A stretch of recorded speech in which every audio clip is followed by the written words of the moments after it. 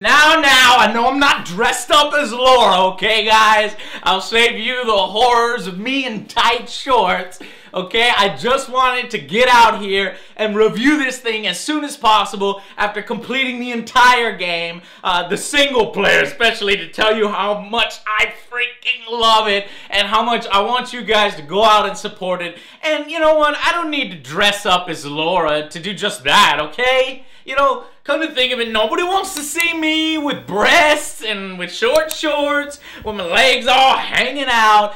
I'm not gonna do it, okay? And I'm sorry if it makes you sad. You know, just because I dress up sometimes in reviews doesn't mean that I have to dress up all the time in reviews. So don't even think about it, especially when it comes to there being a female character. I mean, I'm not a female, so why would you want me to dress up in review as a female? You know, probably because I know you guys would think that shit's pretty funny, but you know what? Fuck you. That shit is humiliating, and I don't have to do it anymore. Yeah, I don't have to take that shit in the first place. So, if you were coming here expecting me to be dressed up as Laura to give you the goddamn review, you can just forget it because I'm not doing it, and there is nothing that you can do to ever make me.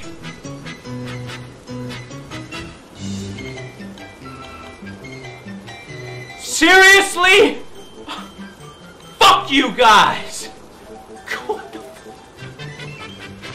Actually, wow. Oh, yeah. This is actually quite nice.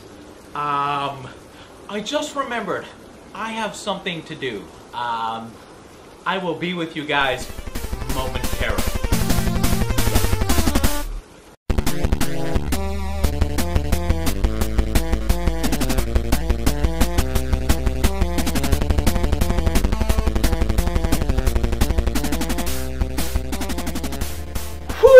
Got that over with, got that out of my system. I can sum up this game in one word, just like that. Intense!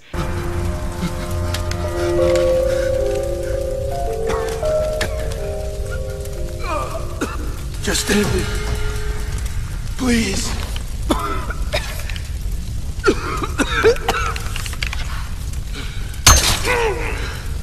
Go to hell. Okay, this is like the polar opposite of the way I felt about some of the previous early Tomb Raider games. I just was never really into the early 3D platforming. That shit mostly pissed me off, as you were equally fighting the controls itself, you know, and the game. Just, granted, it was challenging, but it's one of the main reasons why I just couldn't finish or get into some of the older Tomb Raider games. Since then, though, 3D platforming, you know, has improved so much. Especially here in comparison to the originals. Laura moves so realistically and naturally, jumping with good distance, catching ledges, making small adjustments, scaling and clinging to walls with her new gear. And so platforming is no longer a chore, and these plentiful platform sections in the game are excellent, if somewhat fairly easy. Okay. Oh shit! Oh shit! Go! Oh shit! No! Oh fuck! Cool. No, blind second.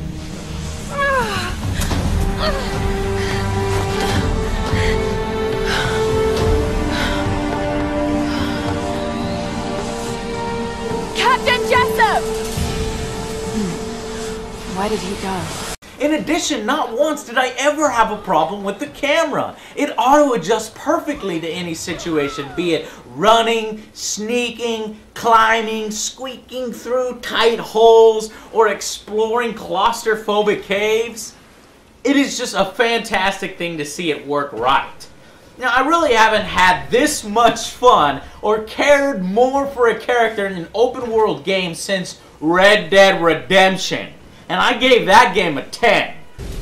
You got it. Nice work. Yeah, I was afraid you were going to say that. You can do it, Laura. After all, you're a Croft. I don't think I'm that kind of Croft. Sure you are. You just don't know it yet. Tomb Raider is easily the best game of 2013 so far. Maybe it's the relic hunting, the discovery of the island's secrets and story, or the perfectly nailed Indiana Jones adventure-like feeling. But I just freaking loved every minute of it and felt it was a great survival story as well about, you know, this innocent, young, but strong girl becoming this amazing, legendary action hero. Lara Croft, you are my hero! Hey, you know, Reyes actually just cracked a smile. Right. Need a signal. A fire. Fuel, flames. I can do that. It shows that every person has the potential within them, male or female, to be something greater. Now, the story begins with Lara and her crew and her friends on a boat searching for an island full of sun goddess relics. When a storm appears, along with some pirates, you are then just thrust into a tutorial level that just wows you with some pretty amazing visuals, even on the Xbox. Teaching you some of the controls and having you play through some really fantastic scripted events. The game has a bunch of those types of events throughout it, and the great thing about them is that they are so well integrated into it that the transition between them, you know, the in-game cutscenes, the normal gameplay, it just all ends up so natural and seamless.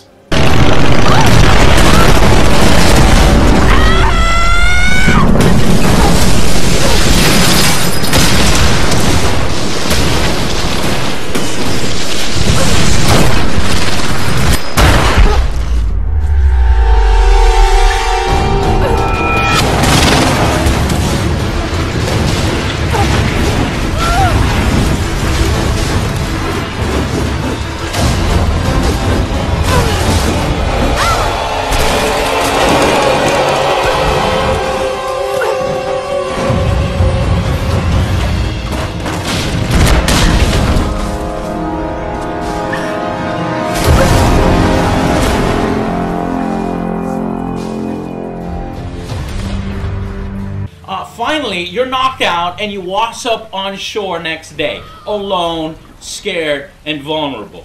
Now, it's up to you to put your skills from your mentor Roth and things that you've learned from your father to the test to survive the island and its crazy inhabitants.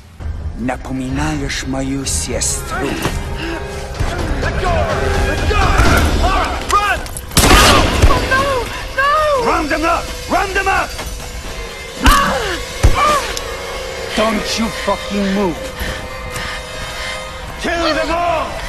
There's exquisite detail in the graphics. So much care and love went into this game, and it shows. Lara's redesign is beautifully done, updating the character without completely redesigning her or alienating her fans. Her character model is among the best I've seen, especially up close, with all the dirt, grime, wear, and tear from her ordeal modeled accurately.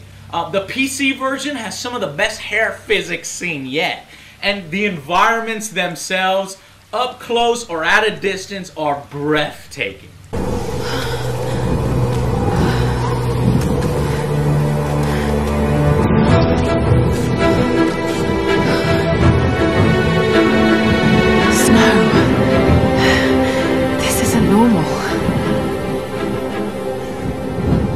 The level designer and the art director both deserve huge raises from me. I mean, they've made exploring the island a complete joy. I just couldn't wait to see what was around the corner.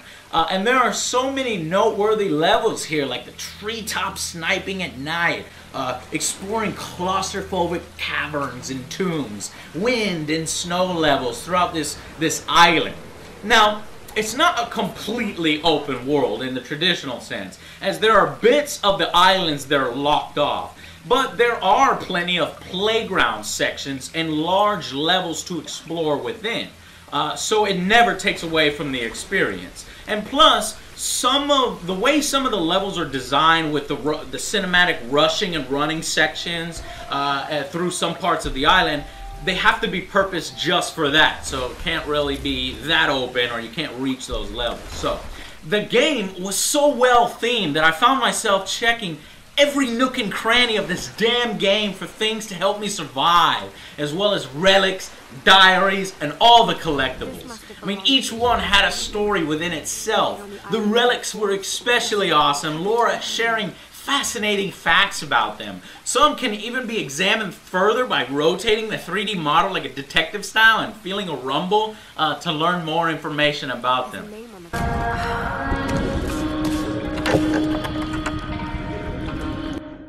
This traditional no mask represents a hateful woman in the guise of a demon.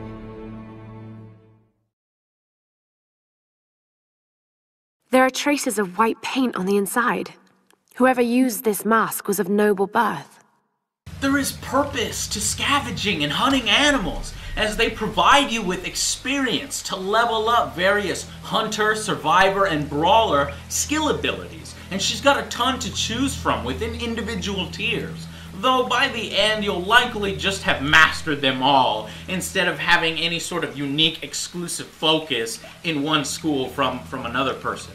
But salvage is littered throughout the levels, okay, and you gather that to make makeshift custom upgrades to the various weapons and gear that you'll find throughout the island. It all adds to the survivor element, and that is done at various campsites, save points you come across, which also have access to fast travel, allowing you to get back to other areas of the island where you may have missed salvage and collectibles to essentially better, prepare yourself for upcoming levels.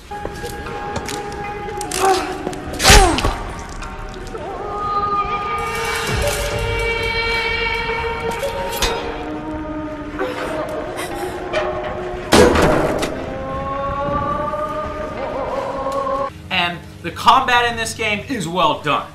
In the game, in this particular one, Laura's signature weapons aren't her double pistols, and I'm thankful for that. I'm a little tired of that. It's instead her bow and arrow, and it is much more satisfying. It's silent, it's deadly. You feel like an expert assassin and marksman taking out enemies before they can even react in a row. Alright, ready? Do 3 in a row without missing. Here we go. Let me finish this bottle in peace. Cause don't know what's gonna hit him. Boom, chunk. You're down, headshot. Boom, headshot. Fuck. Shit. Alright. 3 in a row. Y'all didn't see nothing. Damn it. Which is made easier by some very tight and precise bow controls. You can get so good at it that you might believe that the game is a little bit too easy, but there are later sections against very large groups of baddies who block and corner you and make that fight very visceral and challenging, as you try to fight for your life.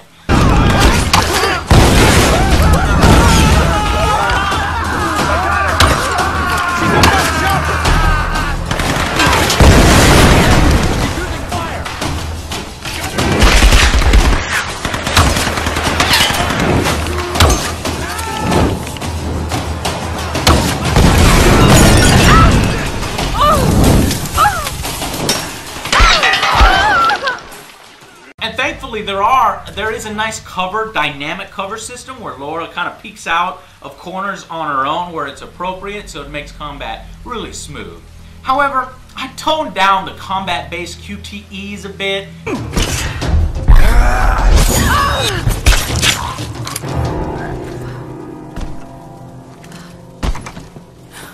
And remove the contextual auto kills, as these contribute to making most sections of combat a little too easy. I'd prefer it if you had to outbow, outshoot, or outsmart your enemies rather than just press a button to auto kill.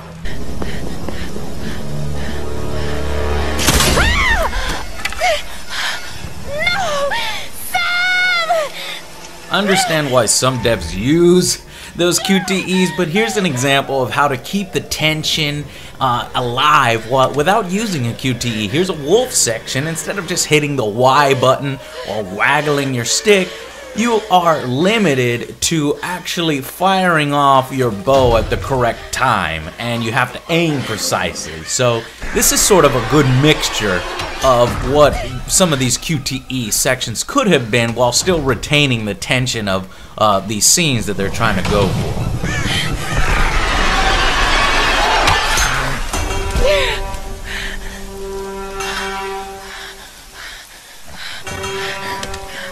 Survival Instincts is a mode of vision that Laura has. It makes puzzles far easier, highlighting specific objects that you can interact with. And while it doesn't spell out exactly what to do, it does give clues to make that game, more accessible to a wider crowd, which was just perfect for, this opening game, this reboot, and bringing in those who may not have been into Tomb Raiders before. However, it would be nice for hardcore fans to get like a 4th difficulty level, something like a Survivor mode or a Tomb Raider mode where, they disallow survival instinct vision and force you to discover and solve puzzles in your environment without any help at all. That would be awesome. As far as tombs, there are 7 tombs total, each with a unique and interesting puzzle to solve. Succeed and you get a nice big treasure chest with a large XP bonus, as well as the area's treasure map waiting for you, which will reveal all the location of relics, documents, and the GPS data that's just real fun to collect. So in the game, you're constantly upgrading your weapons and your gear, you're discovering new ways to move about, climb, and interact with the environment. And I can't stress enough how this gives the game this great sense of progression. It's always fresh, from simple platforming to wall crawling to shimming on a rope to later rappelling on those ropes. It all makes the way you play the game feel very appropriate, especially with the cinematic moments added in, such as structures falling apart, hillside slides, running away from cool explosions, and just a ton more. As you can tell, Laura gets thrown around like a ragdoll in this game a lot. You're gonna be hearing her get beat the hell up, and it's pretty gruesome too. I mean, it's brutal. Damn it! Fatality.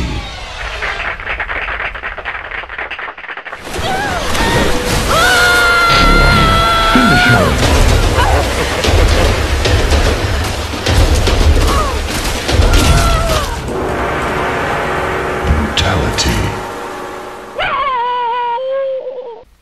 They sure as hell don't shy away from showing how brutal, you're murdered if you fail. But certainly it adds this incentive to keep her alive so you don't have to see that. Now the game gets nearly everything right. I don't have much at all that I didn't like. However, if there is anything that I wish the game had beyond what's already there, is perhaps a better final encounter, that boss. A Game Plus mode with a higher difficulty level, and just maybe a few more tombs, because I really like those. Also, the Xbox version had occasional freezing and stuttering, but that may have just been my Xbox starting to die again. Hey, what the hell? Oh shit, oh come on, don't fucking, I'm whipping ass, do not freeze. Oh. Fucking Xbox. I'd invest in the PC version if you can. It's cheaper, better graphics, works better. The biggest thing that I wanted was just more of the excellent single-player campaign. Now I could stop here and rate the game, but even more surprising is that it contains a competitive multiplayer side as well on top of all this. But to be honest, the multiplayer isn't very good at all. I mean, it's functional, but pretty standard fare aside from some lightning rods that you can kill people with, and some snare traps that ensnare your opponents. Now, the whole thing really feels unnecessary. I would have much preferred more single player or perhaps a separate cooperative campaign. Don't mix the two, make it separate. Hell, even rock climbing races or competitive relic hunts, like timed or something. Something like that over these 5 crappy and pace modes on about 5 maps.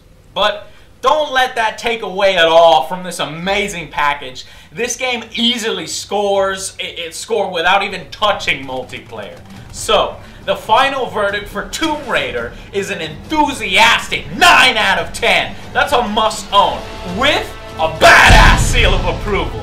If you're thinking about getting Tomb Raider, get it now. If you weren't thinking about it, trust me on this one, you may enjoy it, even if you didn't like the other ones, you know. So as long as you're not expecting it to be exactly like the older Lara Croft games, as puzzles have been downplayed slightly. Also, playing this one doesn't require that you know anything about the previous ones. In my opinion, it basically manages to please both old and new fans with a perfect blend of action, survival, platforming, relic hunting, and puzzle solving. If this is the quality of future Tomb Raider games, they've got one new loyal fan. I can't wait to see what they come up with next. Until then, I'll see you guys on the next Angry Joe Show. I'm gonna see if I can't do a little bit more cosplay. See you guys.